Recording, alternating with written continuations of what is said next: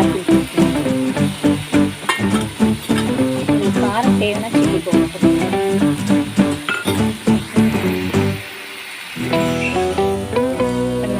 நெல்லிக்காய் சைஸ் புளி வச்சுருக்கோம், அதை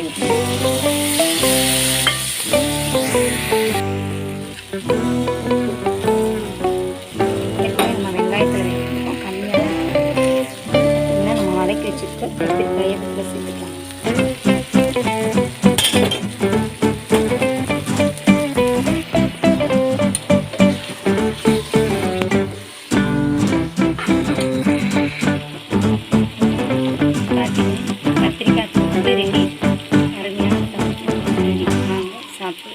தயிர் சாதம், லெமன் சாதம், புளி சாதத்துக்கெலாம் வச்சு சாப்பிட்டிங்கன்னா செம்மையாக இருக்கும். ஒயிட் ரைஸ்லேயும் வச்சு சாப்பிட்லாங்க.